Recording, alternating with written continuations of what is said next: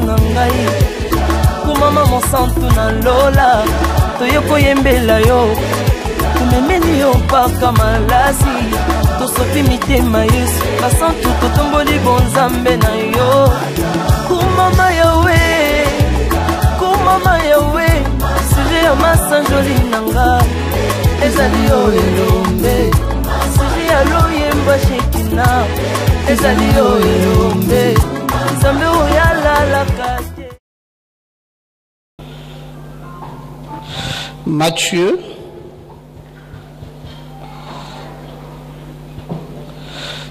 28, nous allons lire le verset 20. Et enseignez-leur à observer tout ce que je vous ai prescrit. Et voici, je suis avec vous tous les jours jusqu'à la fin du monde. Amen. Enseignez-leur à observer tout ce que je vous ai prescrit. Je suis avec vous tous les jours jusqu'à la fin du monde. 2 Timothée chapitre 2, versets 1 à 2.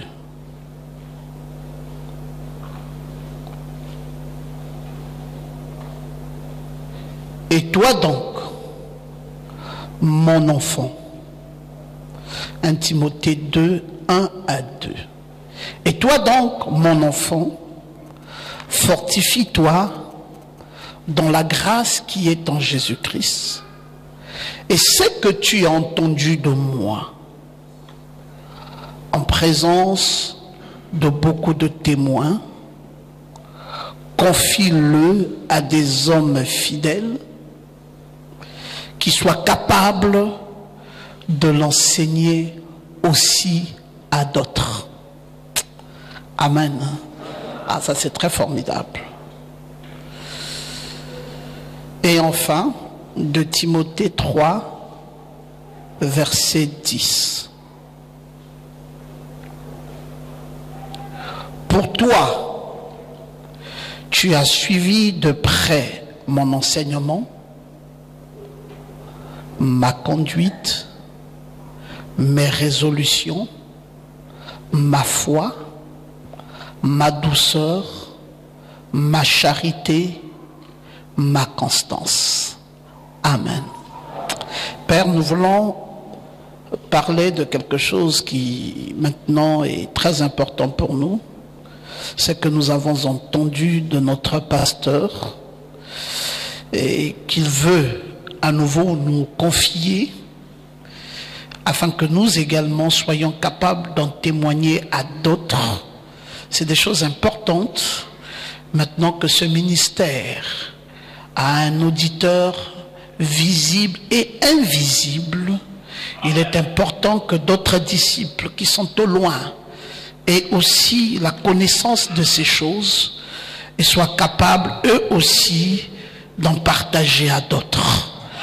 Merci donc de nous donner cette belle occasion ce soir, alors que nous allons faire un exposé sur l'ensemble des points doctrinaux et l'ensemble de la vision, selon que William Branham l'a donné à l'épouse, et ton serviteur étant un auxiliaire de ce prophète, veut également donner cela au reste du peuple en tant que docteur de la parole, pour que les uns et les autres grandissent dans la vraie lumière de la parole et sachent ce qui est important de retenir et ce qui n'est pas du tout important de retenir. Accorde donc à tout le monde ici ce soir la grâce de recevoir ces choses. Bénis-les autant qu'ils sont, dans le nom de Jésus-Christ notre Sauveur. Amen. Ok, Dieu soit béni. Maintenant, je ne sais pas si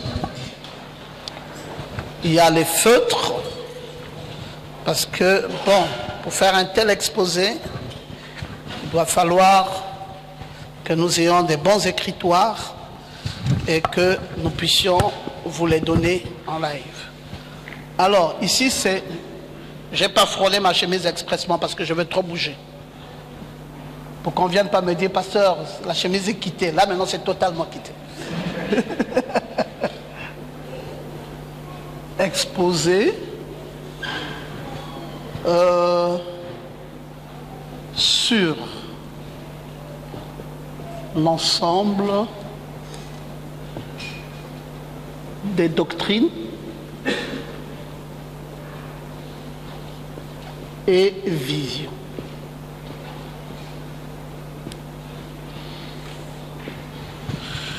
J'ai pris quelques textes comme ça pour vous édifier. J'ai pris Matthieu 28, verset 20, et j'ai pris ensuite 2 Timothée 2,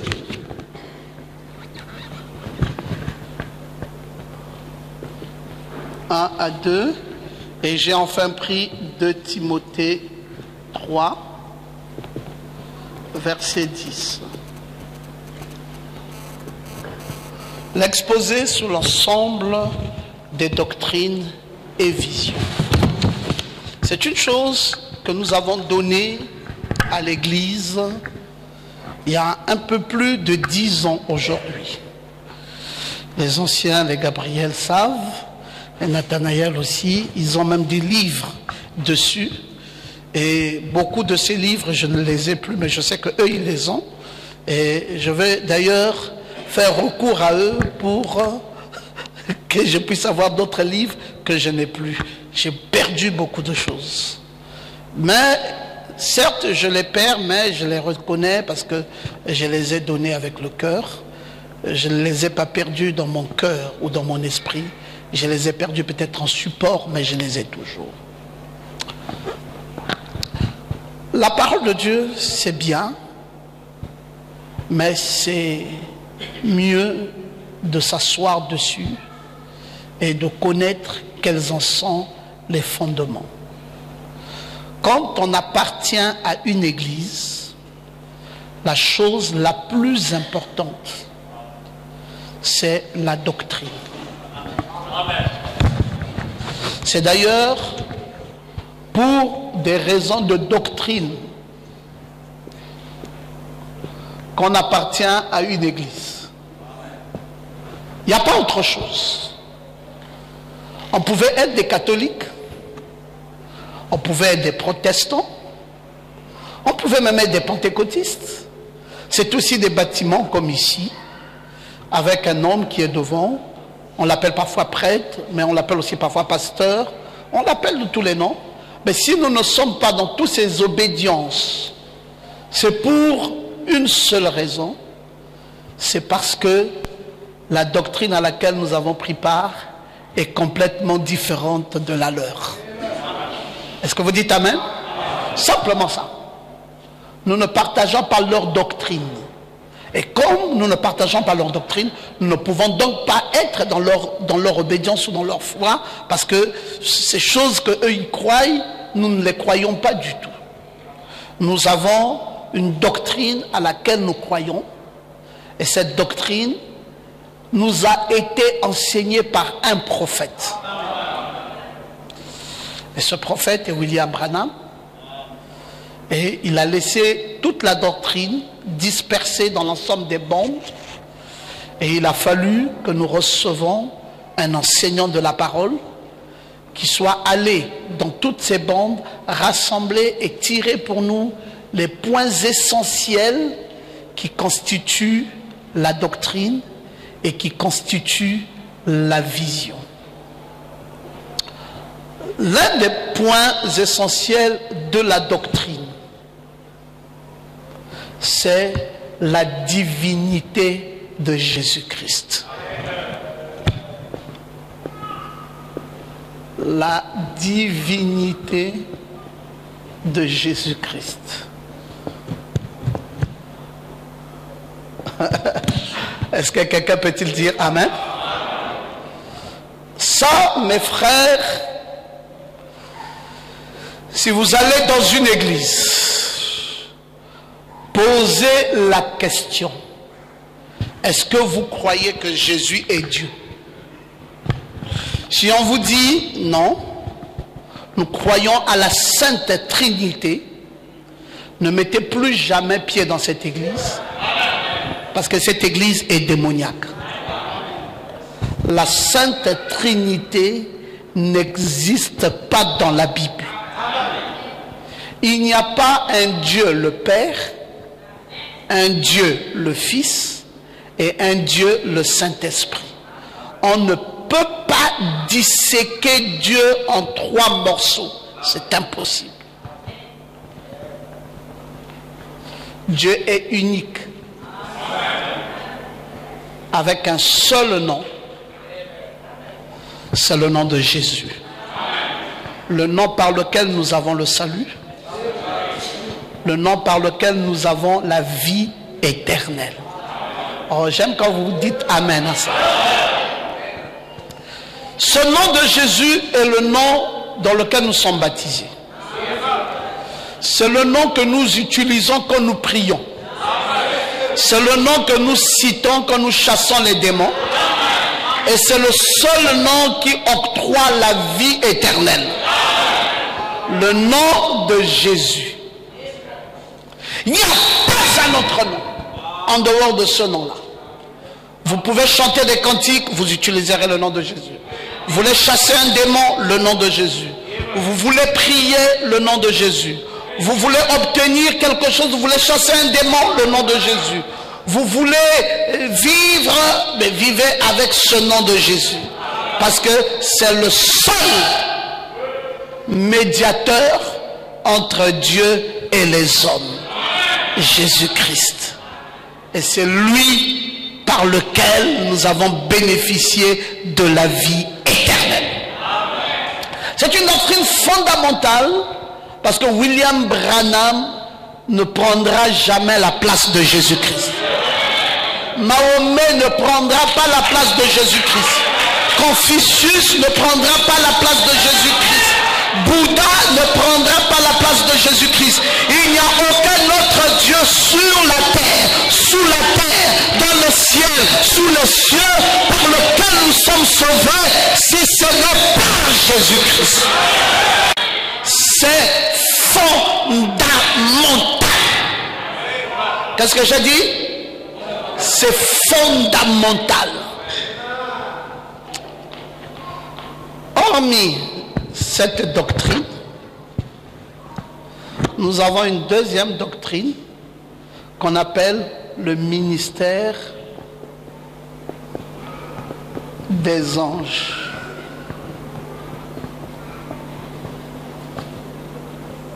J'ai mis ça juste à côté de ceci parce que nous n'adorons aucun ange. Est-ce que quelqu'un peut dire amen? Nous n'adorons aucun ange. Mais les anges n'appartiennent pas non plus à tout le monde. Les anges n'ont été disposés qu'aux chrétiens et aux chrétiens seuls.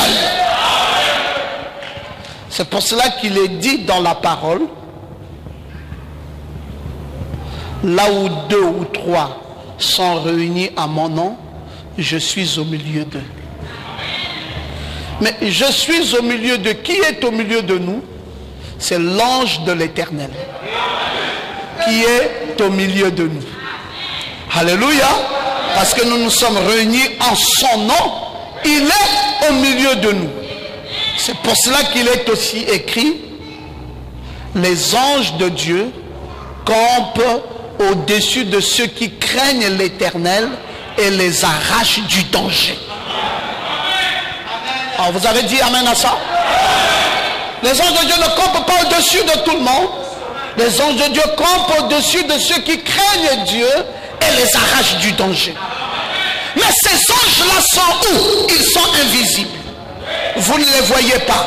Mais quand vous quittez la maison, les anges-là sont avec vous. Quand vous venez ici à l'église, les anges-là vous accompagnent. Alors dites encore amen bien. Quand vous prenez place à l'église, les anges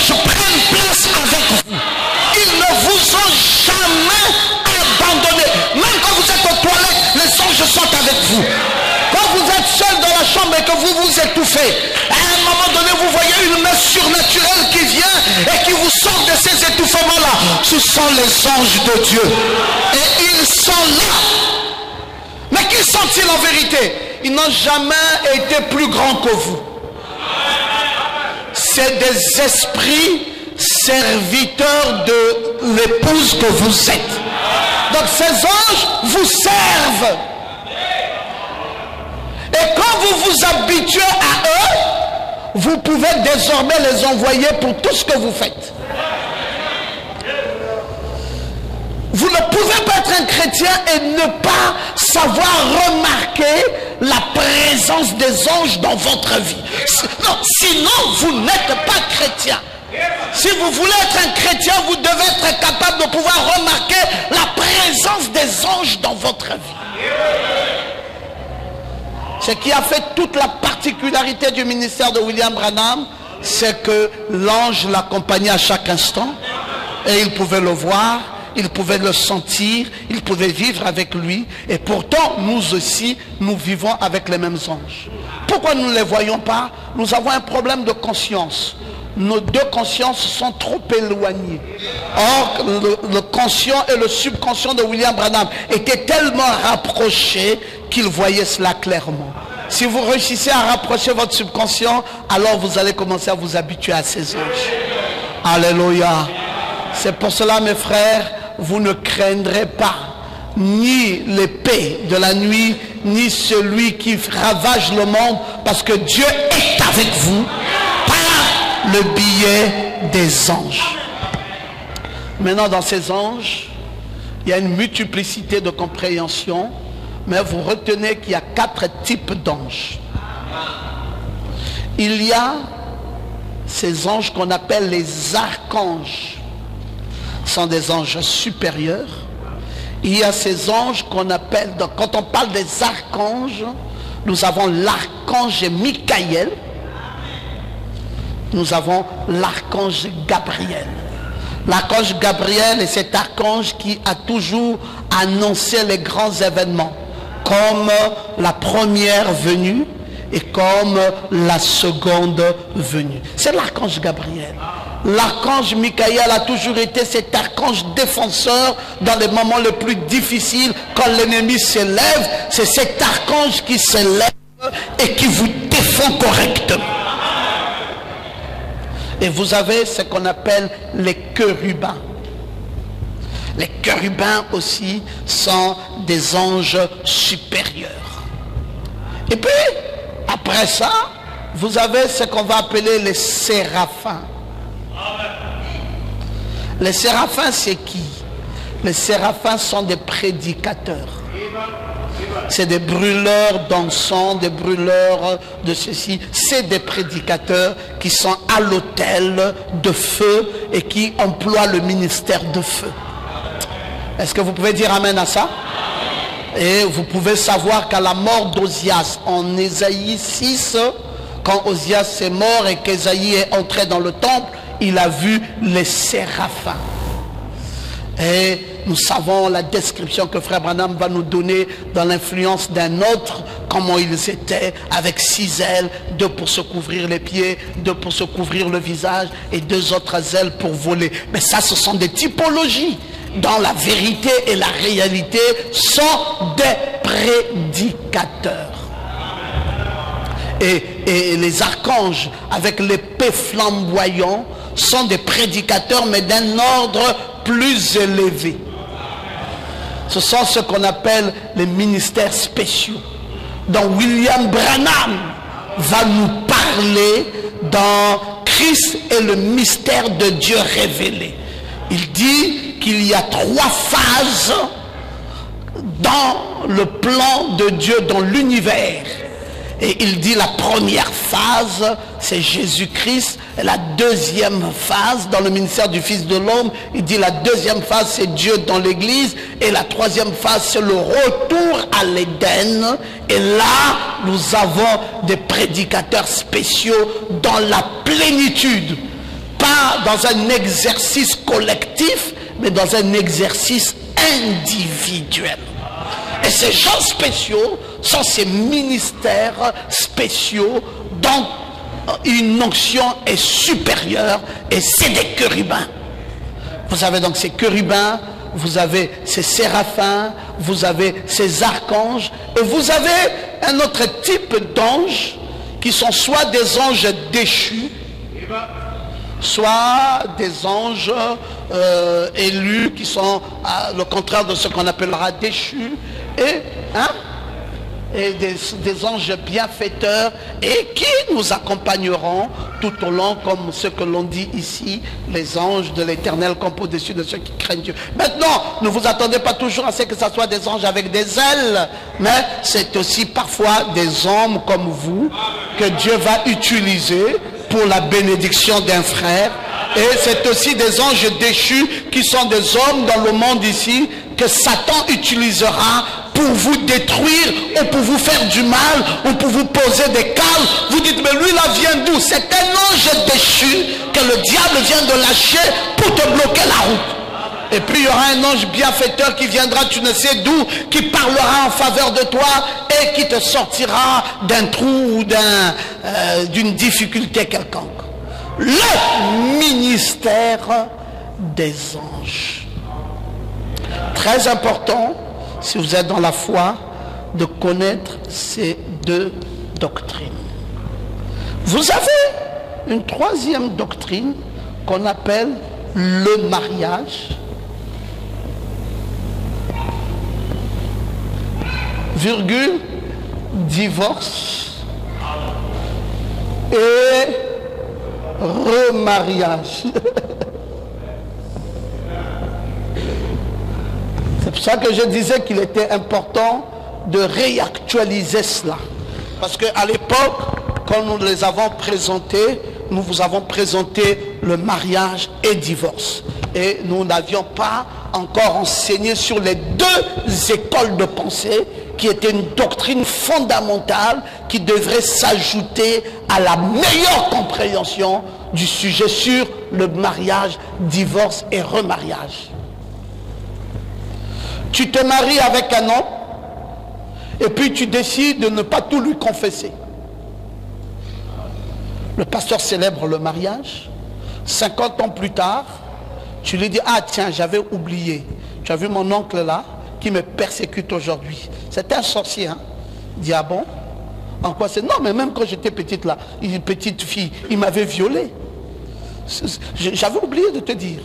Le monsieur là, à cet instant là, il a le droit de divorcer avec toi.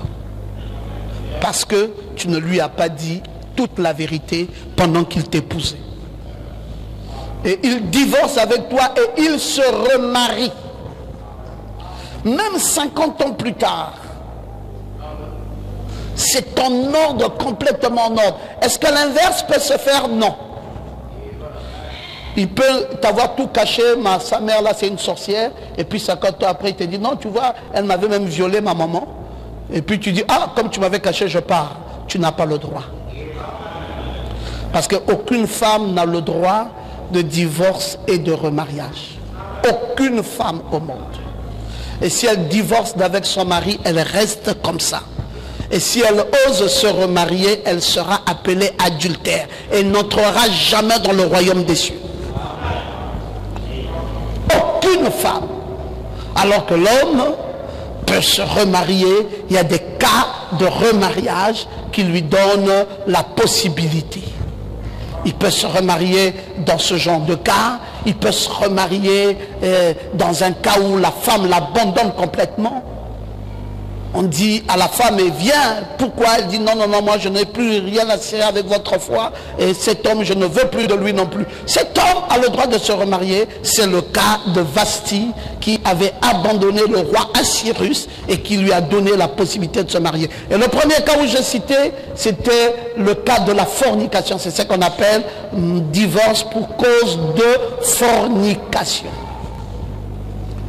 Mais il y a deux types de fornication. Il y a aussi une fornication où un homme qui n'est pas marié vit avec une femme et couche avec elle, il fornique. Mais ce n'est pas ça, ce n'est pas de ça qu'on parle. Le cas de la fornication dont nous parlons, qui donne accès au remariage, c'est justement quand la femme avait caché et l'homme a découvert, l'homme est en droit de se séparer et de se remarier. Et nous avons des cas comme ça, Ou parfois un homme a droit de divorcer d'avec une femme simplement parce qu'elle a coupé les cheveux. Mais cet homme ne se remarie plus. Parce que cette femme, en coupant les cheveux, a déshonoré son mari. Le mari a droit de la virer du foyer. Et il y a beaucoup de cas comme ça. Parfois même il y a des cas d'adultère, en plein flagrant délit d'adultère. Et donc il y a plusieurs cas. Nous les avons étudiés dans les deux écoles de pensée. Et le mariage, c'est quoi? Le mariage, c'est le vœu. Quand est-ce qu'un homme est marié à une femme? C'est quand l'homme a fait un vœu sincère, a dit à cette femme, je veux t'épouser. Et Dieu prend compte de ça. Et maintenant, quand arrive la célébration du mariage, ce n'est pas en ce moment-là qu'on se marie. Le mariage avait déjà été consommé dès lors qu'on a fait le vœu. La cérémonie de mariage, ce sont les accessoires du mariage. Mais ce qui lie un homme à une femme, c'est le vœu du mariage. Donc, il y a le mariage, vous vous mariez dans l'esprit, vous vous mariez dans l'âme, vous vous mariez dans le corps. Branham dit le mariage s'accomplit dans les trois dimensions. Dans le corps, dans l'esprit et dans l'âme. C'est pour cela, celle que vous mariez n'est qu'une partie de vous-même. Vous avez le droit de l'aimer, vous avez le droit de la chérir, vous avez le droit de la supporter, dans la maladie comme dans la pauvreté, dans la richesse comme dans la pauvreté, la maladie comme la santé, etc. etc. Et c'est votre épouse. Vous êtes attaché à elle, vous êtes lié à elle. C'est une partie de vous-même, vous êtes son poteau d'attache. Tous ses désirs sont portés vers vous et vous devez vous carcasser pour vous en occuper parce qu'elle est le reflet de votre personne. Bon, ça c'est le mariage, il y a le divorce et remariage. Une doctrine fondamentale pour l'Église aujourd'hui.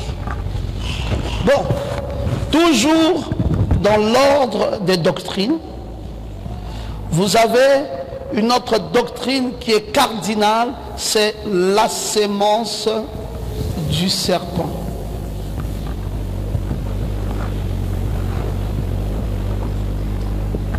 Cette sémence du serpent vous montre qu'il y a deux types de personnes sur la terre. Deux types de personnes sur la terre. C'est deux lignées. Il y a la lignée d'Adam et il y a la lignée de Caïn. C'est des êtres humains qui sont là, mais dont leur père est le diable. Ils vont vous persécuter, ils ne vont jamais adhérer à votre foi, mais ils seront religieux. C'est le cas de Caïn. Quand Dieu a demandé une adoration, Caïn aussi était là, sauf que son adoration n'avait pas été agréable aux yeux de Dieu. Mais il avait participé à une adoration. Et l'autre avait offert le sang, lui il a offert les fruits de la terre, et l'offrande d'Abel était plus agréable que celui de Caïn. Mais cependant, Caïn est le fils du serpent. Ésaü est le fils du serpent. Judas Iscariote est le fils du serpent. Mais venons aussi à l'église. Il est avec vous ici, il mange avec vous, vous l'appelez frère, vous l'appelez sœur. Cependant, sa sémence, c'est le diable. N'importe quand, il va vous faire un de ces coups dont vous n'allez plus jamais vous retrouver. Vous allez vous dire, mais c'est pas possible. Et pourtant, j'y ai mis ma foi, j'y ai mis ma confiance. C'était la sémence du serpent. Une doctrine cardinale. À côté de ça, il faut retenir qu'il y a une doctrine sur les 7 catégories des gens sur la terre.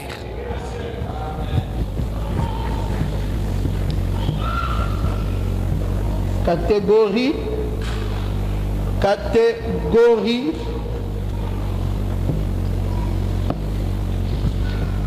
des gens sur la terre.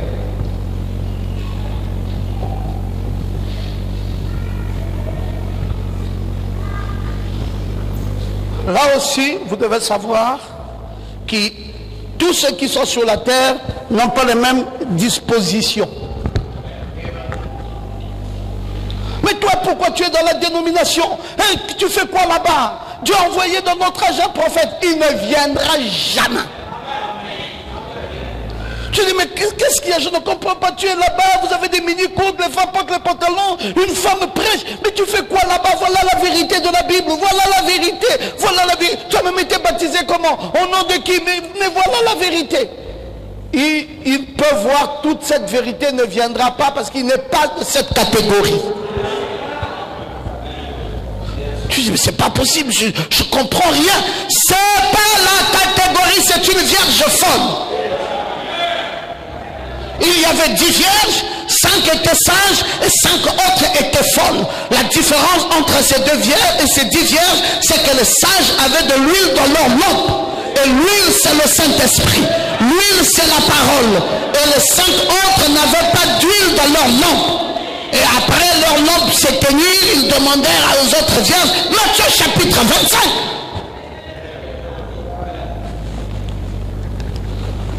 Vierges sages, c'est eux qui croient le message.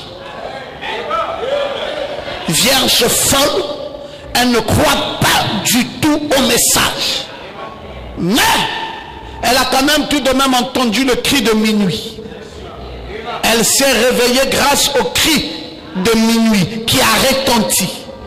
Mais n'ayant pas de la réserve, ces lampes s'éteignirent. Ils ont leur messager c'est Billy Graham et Oral Roberts. Et le messager de la Vierge sage, c'est William Marion Branham. C'est un même tissu, mais dans lequel on a posé un patron.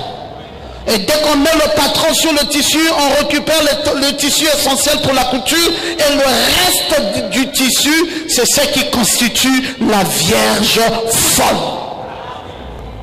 Bon, là, c'est 2 catégories, mais ce n'est pas tout. Il y a la catégorie des justes ou des bons. C'est aussi des gens qui ne seront pas là. C'est comme Nicodème. C'est comme Jairus, nous l'avons étudié dernièrement, un disciple de Jésus. Mais il n'était pas dans le corps de Jésus. Mais cependant, il a amené Jésus, il a témoigné de sa résurrection, qu'il croyait. Frère Branham nous l'a dit. C'est des gens bons. Ils ne feront jamais du mal à l'épouse. Ils vont vous secourir. Parfois même, ils vont vous nourrir. Un païen, mais il va prendre ta cause et il va vivre pour toi. Il luttera pour ton bien et il aura la vie éternelle simplement pour t'avoir fait du bien. Mais cependant, il n'est pas chrétien, mais il aura la vie éternelle parce qu'il n'a jamais combattu ta foi.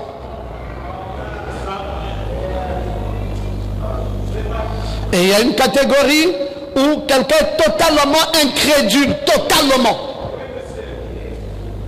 Moi, je ne vais dans aucune église. Je ne crois dans aucun Dieu. D'ailleurs, mon Dieu, c'est le bruti. Je retourne dans mes dieux avant. Et tout cela. Il est incrédule, un athée. C'est le cas de Pharaon. C'est de susciter à dessein. Ils vont vous persécuter quelquefois. Parce qu'ils ne veulent pas croire. Ils vous disent c'est des bêtises. La science est là, peut nous démontrer que tout ça c'est des bêtises. Vous faites quoi là? Vous voulez quoi? Des incrédules. C'est une autre catégorie. Et vous avez une autre catégorie, c'est Israël. Israël, ce sont les 144 000 prédestinés pour la vie éternelle. Dieu doit les envoyer, Élie et Moïse. Et ils ont été prédestinés parce qu'ils sont 144 000. Et vous avez une autre catégorie, ce sont les martyrs. Ils ont été tout au long de l'histoire des âges de l'Église. Ils ont donné, ils ont mêlé leur sang au sang du Christ. Ils ont été tués lors de l'Inquisition et ils en ont souffert, etc., etc. C'est aussi des gens qui ont pris la cause de Jésus-Christ. Amen. Voilà autant de personnes selon le modèle de Dieu dans les 7 catégories des gens sur la terre. Donc nous ne sommes pas pareils. Et il y a enfin des soi-disant croyants. Ils sont là et ils ne croient pas totalement. Ils sont des ramassis. Ils croient un peu, ils ne croient pas aussi. Ils croient un peu, ils ne croient pas aussi.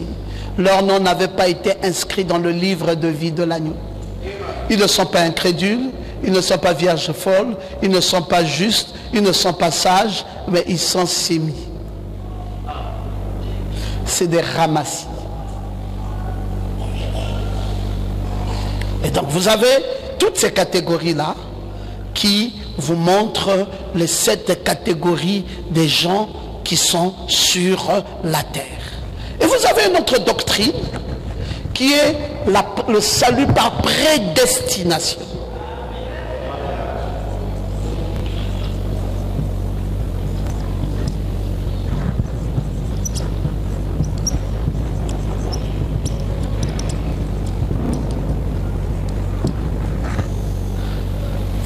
Ça c'est très fondamental comme doctrine parce qu'il y a d'autres qui croient que s'il doit faire des efforts pour aller au ciel, il n'y a aucun effort à fournir. Avant la fondation du monde, Dieu avait écrit ton nom dans le livre de vie de l'agneau et personne ne peut enlever ce nom-là. Il y a des gens qui vous intimideront, qui diront attention, tu vas dans quelle église? Attention de ne pas te perdre. Non, non, non, non, non, non, non. Si je me perds, c'est que j'étais prédestiné à me perdre. Mais si Dieu, avant la fondation du monde, avait mis mon nom dans le livre de vie de l'agneau, personne au monde ne pourra enlever mon nom parce que mon salut, je l'ai par prédestination. Bon, donc si donc j'étais prédestiné, pourquoi je dois faire des efforts? Je reste à la maison comme j'étais prédestiné. Le fait même de rester à la maison montre encore que tu étais prédestiné à te perdre. Parce que si tu es prédestiné à la vie, tu devais être là où la vie se trouve. Mais comme tu n'es pas là où il y a la vie, tu montres par tes attitudes et ton comportement que tu es prédestiné à te perdre. Est-ce que je peux vous entendre dire amen? Le salut par prédestination. Vous dites, mais pasteur Ngoma, est-ce qu'on peut avoir des fondements bibliques? Bien sûr. Jacob et Ésaü, 2 jumeaux dans le ventre de leur mère. Avant même que les 2 enfants soient nés, Dieu dit, j'ai aimé Jacob et j'ai haï Ésaü. Ésaü n'a encore rien fait comme mal, mais Dieu a déjà porté son jugement. Il dit, j'ai aimé Jacob et j'ai haï Ésaü. Et jusqu'à la fin, Ésaü va perdre le droit d'aînesse, Ésaü va faire ceci, va faire cela, jusqu'à ce qu'Ésaü va aller en enfer. Et Jacob, qui pourtant même n'était pas un gars bien, parce qu'il était à la jupe de sa mère, et c'était un gars faux. D'ailleurs, c'était un menteur pour commencer. Dieu a dû faire des efforts pour changer son nom de Jacob en Israël. Il s'est même battu avec l'ange. Mais comme il était prédestiné à la vie, Dieu devait tout faire pour lui donner la vie éternelle. Dieu n'avait pas d'autre moyen sinon lui donner la vie éternelle parce qu'il avait été prédestiné.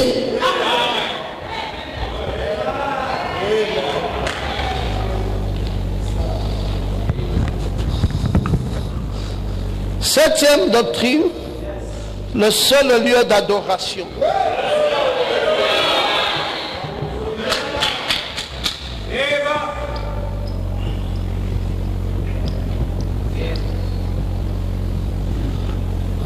Mes amis, Très, très important aujourd'hui.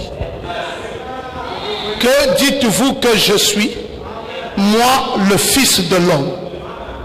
Les uns ont dit que tu es Élie. D'autres ont dit que tu es Jérémie. D'autres ont même dit que tu es Ésaïe. Bon, maintenant vous, je pense que les autres ont dit, mais vous, qui dites-vous que je suis? Moi, le Fils de l'homme. Et Pierre, sous la révélation de l'Esprit, dit, tu es le Christ, le Fils du Dieu vivant. Et à Jésus de dire à Pierre, Pierre, ce n'est ni le sang et la chair qui t'ont révélé ces choses, mais c'est mon Père qui est dans les cieux. Et je te dis que Pierre, sur la révélation de qui je suis, je bâtirai mon église et les portes de l'enfer ne prévaudront point contre elle. C'est qui Jésus aujourd'hui? C'est là tout le problème. Nous devons le connaître. Il est qui aujourd'hui? Qui dites-vous que je suis? Parce que l'église n'est pas bâtie sur Jésus-Christ, mais l'église est bâtie sur la révélation de qui est Jésus-Christ. La révélation de qui est Jésus-Christ, pas sur Jésus-Christ. Et l'église catholique, pour faire un cours, a dit l'église est bâtie sur Pierre. Non, non, non, non, non. L'église n'est pas bâtie sur Pierre. L'église est bâtie sur la révélation de qui est Jésus-Christ. Qui dites-vous que je suis? Moi, le Fils de l'homme. Les uns ont dit, non, non, non, non, non, c'est fini les histoires de ça. Vous. Et Pierre dit, tu es le Christ, le Fils du Dieu vivant. Alors, Jésus-Christ est le même hier, aujourd'hui et éternellement, sauf dans le corps physique. Hier, il était dans la colonne de feu. Aujourd'hui, il était en Jésus-Christ. Et éternellement, il est où? Quand William Branham voulait l'adorer, il prenait la peinture Hoffman. Il dit, je l'ai vu. Il ressemble exactement à Jésus Hoffman, peint par Hoffman à l'âge de 33 ans. Je l'ai vu. Et il mettait l'image là et il se concentrait. Parce que dans les temps de Salomon, il avait été dit, tu me construiras une maison. Où que tu seras, si tu jettes tes regards sur l'endroit où je me trouve, je t'exaucerai.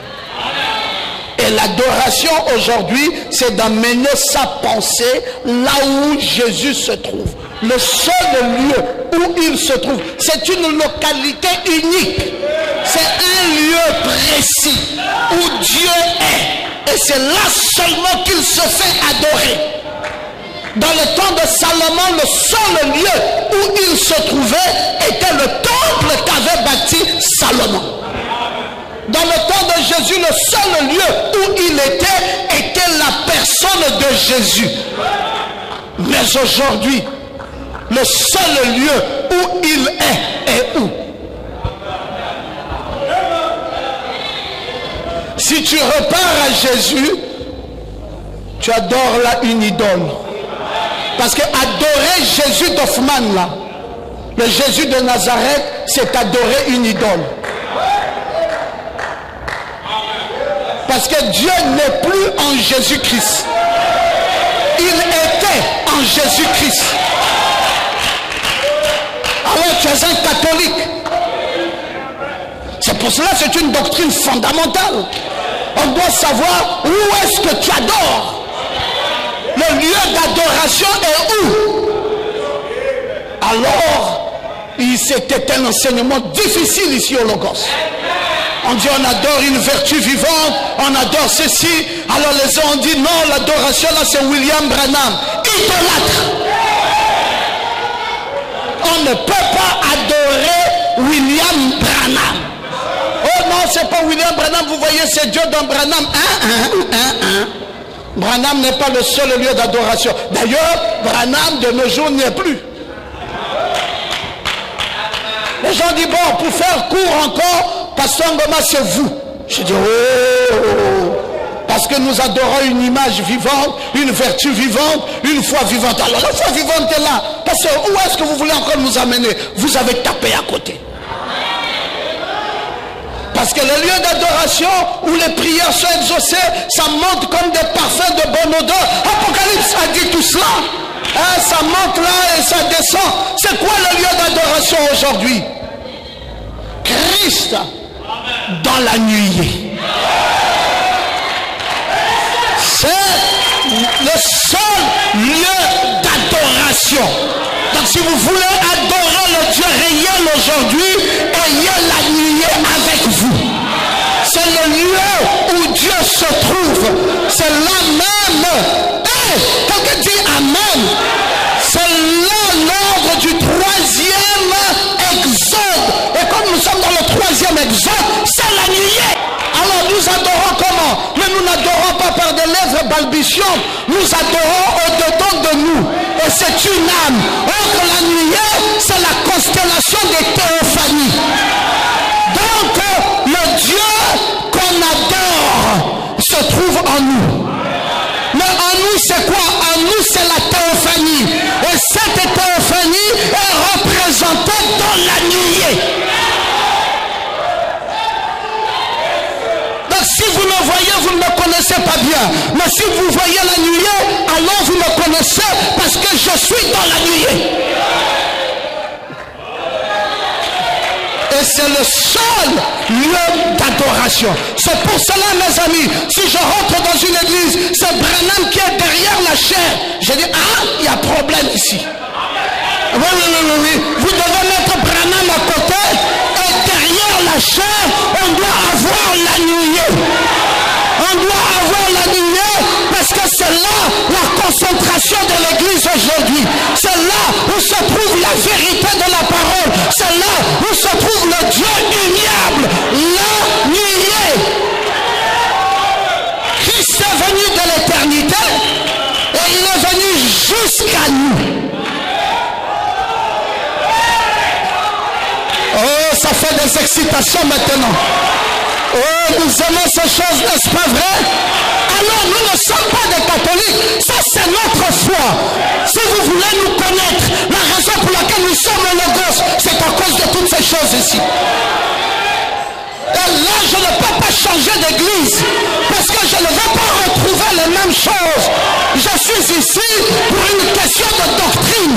Je suis ici pour une question de foi. Je suis ici pour une question de mon âme. C'est mon âme. C'est mon âme que je réclame. C'est mon âme que je revendique. C'est mon âme. Le seul lieu d'adoration.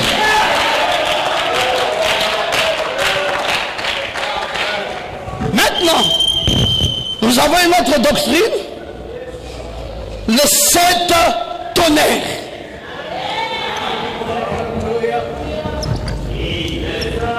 Contenus dans les 7 sceaux.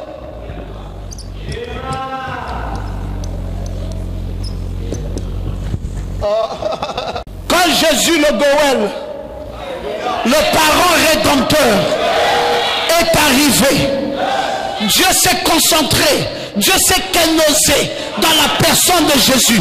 En lui habitait corporellement la plénitude de la divinité. Il est allé mourir à la croix. Et on croyait qu'il a réglé le problème de l'homme. Mais quand Jean, le type de l'épouse, se retrouve dans l'île de Patmos, je trouve que le livre scellé de 7 sceaux, personne ne peut ni le prendre, ni l'ouvrir, ni le regarder. Et Jean pleure, Apocalypse chapitre 5, de cette personne. Et pourtant Jésus est déjà mort. Mais personne ne peut prendre le livre, ni le regarder, ni... Donc personne n'a encore accès à l'arbre de vie. Et Jean pleure. Mais en Apocalypse 10, quand l'ange puissant descend, enveloppé d'une nuée, et qu'au-dessus de sa tête se trouve un arc-en-ciel, et qu'il pose un pied droit sur la mer, et un pied gauche sur la terre, et crie d'une voix forte comme rugit un lion. Et quand il crie, les 7 tonnerres font entendre leur voix. Jean dit, j'allais écrire, et la voix lui dit, scelle ce ce qu'on dit le sept tonnerres, ne l'écris pas, mais qu'au jour de la voix du septième ange, quand il sera sur le point de sonner la trompette, le mystère de Dieu s'accomplirait comme cela avait été annoncé à ses serviteurs, les prophètes. Et c'est là, Branham ouvre le premier seau, il ouvre le deuxième seau, et quand il ouvrit le septième seau, les sept tonnerres étaient contenus sous le septième seau. Et c'était pour cela que Dieu l'avait envoyé sur la terre. Et Branham nous a révélé les sept tonnerres contenus dans les sept seaux. Ce n'est pas fini. L'enlèvement. J'aime quand quelqu'un peut dire amen à ça. Oh oui frère, nous attendons l'enlèvement dénominationnel.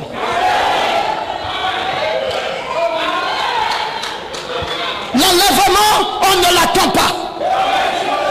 L'enlèvement est une révélation. Définition enlèvement, révélation.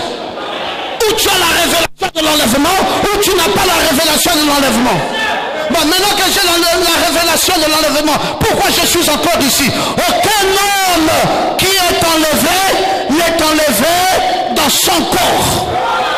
Parce que ça, c'est la maison pestiférée du diable. Et ce corps-ci n'a pas été racheté. Et ce corps-ci ne peut pas aller au ciel. Et je pensais que tu pouvais dire amen à ça. Ça, c'est la maison pestiférée du diable. Qu'est-ce qui a été racheté? C'est mon âme qui a été rachetée. Et maintenant mon âme est où? Mon âme est assise dans les lieux célestes en Jésus-Christ. Maintenant je fais quoi ici? J'attends la disparition. Alléluia. Et on me cherchera, on ne me trouvera pas. Un de ces matins, il y aura un départ soudain et secret de l'église. Et le départ là, c'est ma disparition. Je vais disparaître. Pas que je vais être enlevé, c'est je vais disparaître. Oh, que quelqu'un dise amen. Oh, mais vous dites, mais montrez-nous ça dans la parole. Bon, commençons par le commencement. Enoch avait-il été le premier, le seul à vivre la parole? Enoch avait une doctrine qui avait été montée dans la pyramide. C'est Enoch qui nous a bâti la pyramide. Il y avait des croyants à cette pyramide-là. Mais comment Enoch, de toute une génération, est le seul à être enlevé? Bon, suivant. Admettons qu'il est enlevé comme toi tu penses. Pourquoi a-t-on vu Enoch dans le séjour des morts? Quand Jésus est venu et Jésus a donné le témoignage, personne n'est monté. Si ce n'est le Fils de l'homme qui est descendu et qui est monté et qui est maintenant sur la terre aujourd'hui. L'enlèvement d'Enoch là, où Jésus a dit la vérité, où Jésus n'a pas dit la vérité, personne n'est monté. Si ce n'est le Fils de l'homme qui est maintenant sur la terre aujourd'hui. Donc Enoch fut enlevé de quelle manière? Son âme fut enlevée. Et un jour il marchait et il a disparu. Oh, je pensais que quelqu'un pouvait dire amen. Quelqu'un pouvait dire amen. Et quand il a disparu, il est allé dans le séjour des morts. Et quand Jésus est venu et que Jésus a pris les clés du séjour des morts, Abraham était là-bas, Job était là-bas, Enoch aussi était là-bas. Et ils sont tous sortis. Oh, j'aime quand tu peux dire amen. Tu dis mais Élie, c'est le deuxième témoignage de personnes enlevées. Élie avait été le seul croyant de son âge. La Bible dit qu'il y a eu 7000 qui n'ont pas fléchi les genoux devant Baal. Pourquoi Élie doit-il être enlevé seul? Et puis, 800 ans plus tard, sur la montagne de transfiguration, on nous dit que Moïse était là, Élie aussi était là. Mais la montagne de transfiguration n'était pas au ciel. La montagne de transfiguration était sur la terre. Dites-moi comment quelqu'un qui est enlevé, on peut encore le retrouver sur la terre. Mais c'est la même chose aujourd'hui. Je suis enlevé, mais vous pouvez encore me voir sur la terre. Est-ce que quelqu'un peut-il s'enlever pour dire Amen? Vous parlez d'Enoch, vous parlez de Jésus. Est-ce que vous avez un dernier témoignage des enlevés? Oui, le Seigneur Jésus-Christ lui-même. Il est monté et on l'a encore vu sur la terre. Il a dit à Thomas, Thomas, tu ne m'as pas reconnu? Regarde mes mains. Voici les clous. Oh, mais comment quelqu'un qui est enlevé encore sur la terre? Mes frères, il faut qu'il soit sur la terre jusqu'à ce qu'il disparaisse. Et un de ces matins, on te cherchera, toi, la personne enlevée, on ne te trouvera plus. Tu seras enlevé. Alléluia. William, tu vas disparaître. Et William Branham lui-même, il se trouve dans la forêt du Couronné, au Coronado. Pendant qu'il est là-bas et que les anges sont venus de l'éternité pour le rencontrer. C'était le 8 mars. Et William Branham était sur la terre. Et il y avait Norman, il y avait Softman. Il leur dit, taisez-vous. Ne dites pas ce que vous allez voir là. Paf! Branham a disparu. Parce que lui-même dit qu'il y avait un ange là-bas qui était de l'autre côté. Il m'impressionnait le plus. Mais cet ange lui ressemblait. Alléluia. C'était l'ange le plus impressionnant. Et cet ange, c'était qui? C'était sa théophanie. Pendant que Branham était là-bas, Branham était encore sur la terre. Il y avait deux Branham. Et un Branham là-bas et un Branham sur la terre. Et quelques temps plus tard, le Branham de la terre a disparu. Et le Branham de la terre est revenu sur la terre. Et le Branham de la terre a dit, je m'en vais prêcher. Et il s'est tenu là, Dieu caché et révélé dans la simplicité. Alléluia! Béni soit le nom de l'Éternel. Vous parlez de l'enlèvement? Vous avez des citations? Donnez-nous les citations. Nous voulons voir quel est l'exemple de la personne enlevée que vous avez, que vous allez nous donner. Nous connaissons Enoch. C'était le 7e après Adam. Et l'enlèvement concerne l'âge de Laodicée. Maintenant, parlons, si vous voulez que nous parlons de la doctrine. L'enlèvement est ici, parce que c'est ici Laodicée, le 7e après le second Adam. Donc Laodicée est ici. Mais quand est venu l'âge de la pierre de fête, Frère Branham dit que nous avons changé d'âge. Nous avons quitté l'âge de Laodicée pour rentrer dans l'âge de l'épouse. Mais comment nous allons rentrer dans un âge si le premier âge dans lequel nous étions n'était pas fini? C'est que l'âge de Laodicée, spirituellement parlant, est fini. Et l'âge de Laodicée ne peut pas finir si nous ne sommes pas enlevés. Et donc nous avons été enlevés. Mais quand? Mais lors de sa deuxième venue. Et je n'ai pas dit lors de sa seconde venue. Parce que la seconde venue n'est pas la deuxième venue. La seconde venue, c'est la seconde venue des Juifs. Il est venu la première fois pour sauver les Juifs. Et il vient dans sa seconde venue pour à nouveau les Juifs. Mais ici nous parlons de la deuxième venue. Et la deuxième venue, c'est la venue de l'enlèvement. Et la seconde venue, c'est la troisième venue. Non, passons devant, je ne comprends pas bien. Repartons dans les zodiaques. Alléluia. Après, tu as quoi? Tu as l'âge de Laodicée. Laodicée, c'est quoi? Laodicée, c'est le cancer. Le cancer. Dans les zodiaques, il reste encore un autre âge. Alléluia. C'est quel âge? C'est le Léo. Et là, nous sommes dans la pierre de fête. Oh, j'aime quand tu peux dire Amen. Alors, l'enlèvement a lieu ici, lors de sa deuxième venue. Parce que ici, il y a Élie, le prophète, qui est venu pour accomplir la deuxième venue. Mais la voix qui avait parlé là-bas avait dit, de même que j'ai envoyé Jean-Baptiste comme précurseur de ma première venue, je t'envoie avec ce message pour préparer ma seconde venue. Parce qu'il faut que le Léo vienne. Et le Léo là, quand il vient ici, parce qu'il n'y a que 3 venues. La première venue, la deuxième venue et la troisième venue. La première venue, il vient ici dans le Virgo. Dans Vierge, il est venu faire quoi? Il est venu racheter l'église. Et la deuxième fois, il vient pour faire quoi? Il vient pour prendre l'église. Et la troisième fois, il vient pour régner avec son église.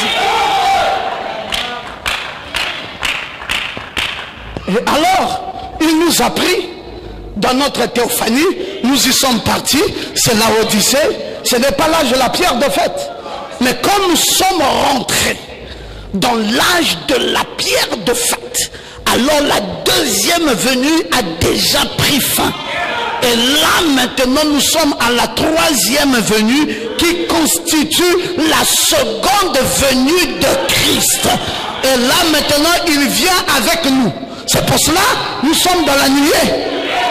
Là ce n'est pas lui seul. Il vient avec l'épouse pour régner. Et là il règne où? C'est le ministère du fils de David. Il vient régner dans le trône. Nous ne sommes plus dans le ministère du fils de l'homme. Oh, dans sa deuxième venue ici, c'est le ministère du fils de l'homme. Mais ici, c'est le ministère du fils de David. Oh, en tant que ministère du fils de l'homme, il est prophète. En tant que ministère du fils de David, il est roi. Et il vient maintenant pour régner. Actuellement, il fait quoi dans nos cœurs? Il règne. Parce que notre cœur, c'est le trône. Et il est assis. Il est assis sur le trône. Or, quand il est assis sur le trône, c'est le ministère du fils de David. Et là, maintenant, c'est pourquoi? C'est pour régner. Si vous êtes un enfant de Dieu et que vous écoutez ces choses, vous sentez comme si votre cœur veut sortir, comme si votre âme veut sortir.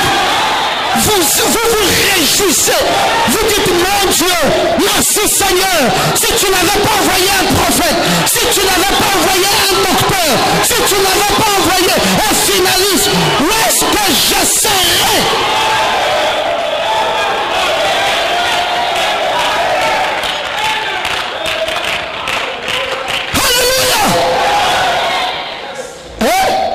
Il y a maintenant l'enlèvement, vous avez fini. Il y a la seconde venue du Seigneur. Ça, j'ai déjà dit tout ça. Seconde venue du Seigneur. Je viens de vous montrer ça ici dans le Léo, où Christ vient avec son épouse pour régner. C'est des doctrines fondamentales. Après ça, nous avons le nouvel ordre de la colonne de feu après la nuit.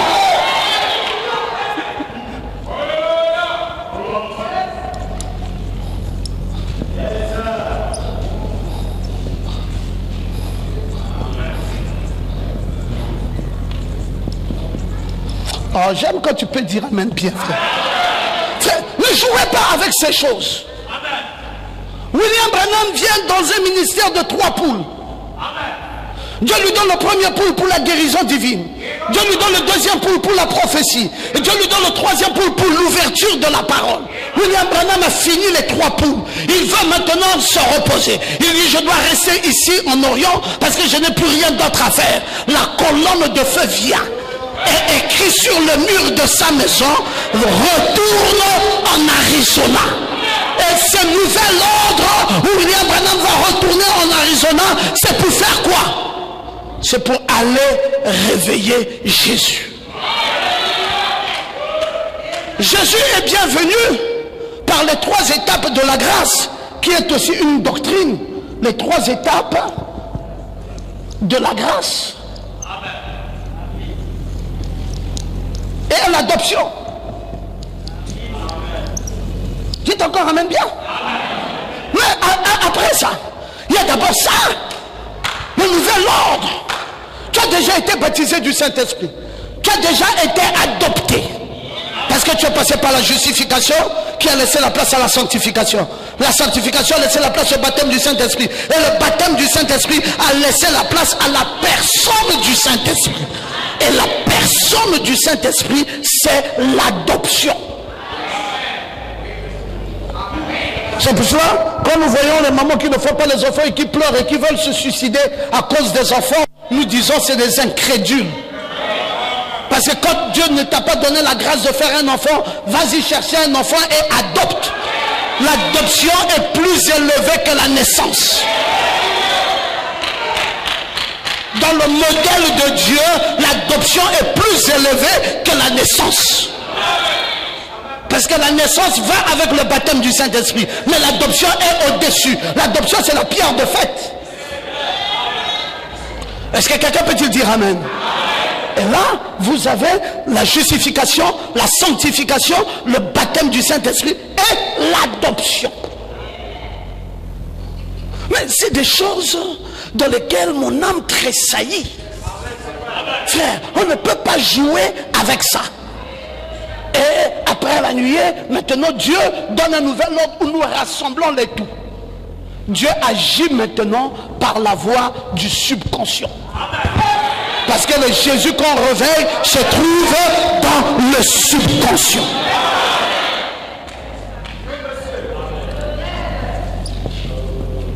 Et puis de là, nous allons partir dans ce qu'on va appeler la demeure future de l'épouse céleste et de l'épouse terrestre. Tout ça est dans le nouvel ordre, la demeure future. Alors là, nous allons rentrer maintenant dans tout ce qui va suivre après. Parce que Christ et son épouse vont devenir sur la terre. Parce que d'Adam à Noé, il y a eu l'eau. De Noé à Jésus, il y a eu le sang. De Jésus à nous, il y aura le feu. C'est pour cela toutes les investitures des présidents de la République est en train de nous parler aujourd'hui du feu. On ne parle plus de la bombe atomique, mais on parle du nucléaire. Ou si quelqu'un appuie, c'est fini, le pays disparaît. Alors, je n'ai pas entendu quelqu'un qui dit amen.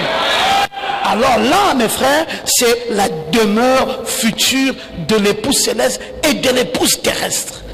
Et là, ça va aller dans les continuités, dans l'Armageddon, ça va aller dans le Gog et Magog, ça va vous amener jusqu'à la Nouvelle Jérusalem, ça va vous amener dans l'établissement de l'épouse sur la terre, ça va vous amener dans la purification de la terre, ça va vous amener là. Et ça, c'est où? C'est dans cette vision-là du nouvel ordre de la colonne de feu après la nuée. Donc il y a une continuité réelle. Je n'ai pas fini. J'ai juste élaboré encore jusque-là le subconscient. Mais je dois aller élaborer maintenant la demeure future de l'épouse céleste et de l'épouse terrestre pour former un tout dans le nouvel ordre. Est-ce que quelqu'un peut-il dire amen?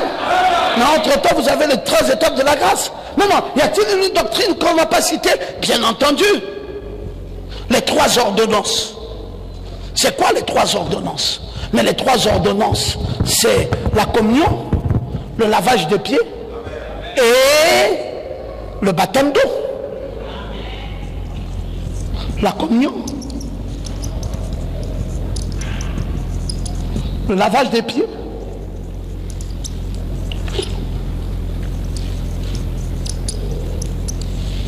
et baptême d'eau. Oh, vous dites le baptême d'eau. Écoutez, frère Branham dit dans celui qui est en vous, il dit parce que vous avez mal pris votre baptême d'eau, c'est pour cela que vous n'avez pas le Saint-Esprit. Il dit, quand tu dois prendre le baptême d'eau, réponds-toi sincèrement. Dis à Dieu tout ce que tu as fait du mal. et renonce à ça à l'immédiat. Branham dit que si ton baptême a été fait dans la conformité, parce que Dieu étant lié à sa parole, le Saint-Esprit descend automatiquement dans ta vie. Quand tu imposes les mains là, c'est directement le Saint-Esprit dans ta vie. Et à partir de ce jour-là, tu as une nouvelle expérience avec Dieu. Le baptême d'eau est fondamental. C'est une ordonnance de Dieu. La communion est une ordonnance de Dieu.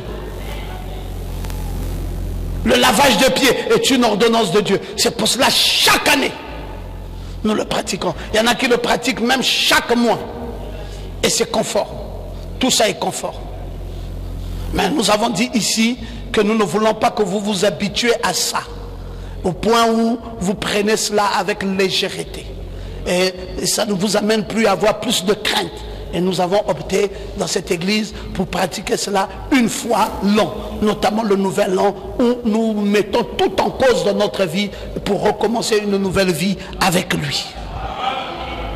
Oh, vous avez dit amen à ça? Bon, il se peut, mes frères, qu'après avoir cité toutes ces bonnes choses concernant la doctrine, que je puisse dire une chose ou oublier une chose auquel j'aurais pu vous parler.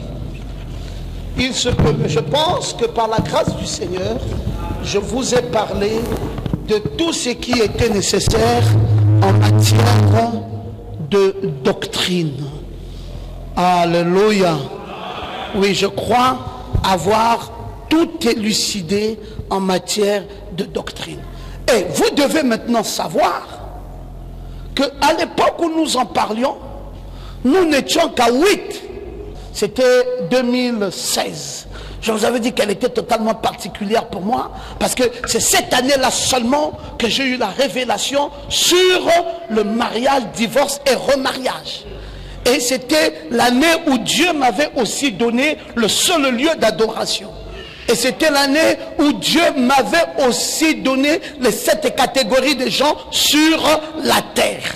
Et j'avais senti que cette année était très particulière et je suis venu en chair et je suis venu vous dire que je sens comme si bientôt nous allons partir, parce que Dieu est en train de nous donner toutes les dernières choses qui semblaient les dernières choses d'un accès difficile. Et puis je pensais que Dieu avait fini avec ça, et cette année il est revenu particulièrement pour nous donner le nouvel ordre. Alors là, ça a été l'apothéose. Et j'ai dit à l'église que je crois que nous avons fini avec toutes ces doctrines majeures. Si quelqu'un est du Logos et qui ne croit pas ces choses, il n'a jamais été au Logos. Il n'a jamais été sous le ministère d'un docteur. Et je dis ça pas seulement pour vous, je dis ça pour le bien de l'épouse à travers le monde. Même pour les auditeurs invisibles qui vont devoir suivre cette bande. Voici ce que nous croyons être la vérité.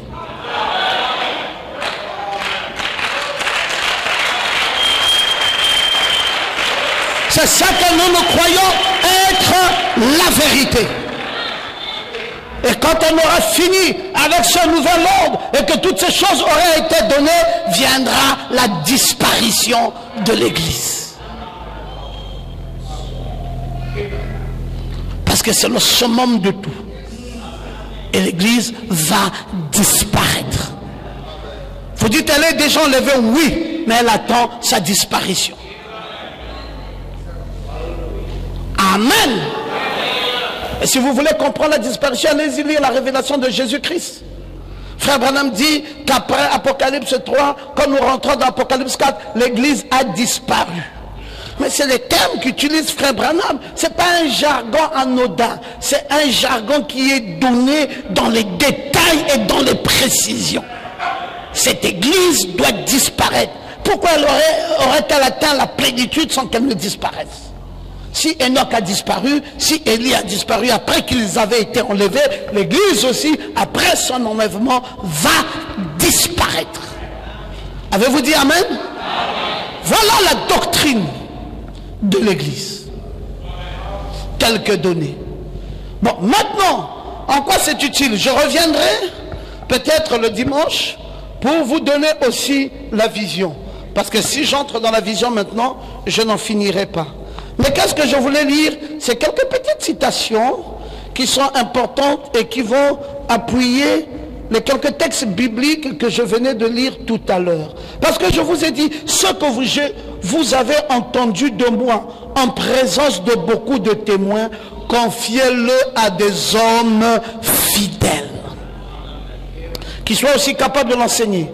Et après que vous ayez suivi de très près mon enseignement, il est là, ma conduite, ma résolution et ma foi, voilà, vous avez tout ça. Vous avez l'enseignement, vous avez la conduite. Et la conduite, c'est des choses qui marchent avec la vision.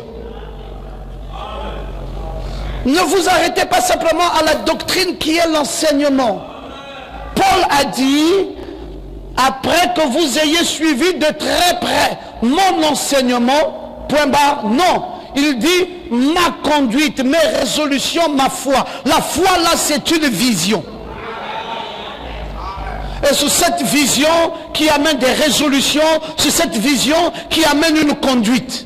Les gens qui n'ont pas de vision sont comme une voiture qui n'a pas de frein. Et après, les gens finissent par aller dans tous les sens et ils finissent par se perdre. Donc voilà autant de choses, mes amis, qui sont des choses importantes. Que le Seigneur vous bénisse encore ce soir. Et dimanche, nous allons en partager davantage.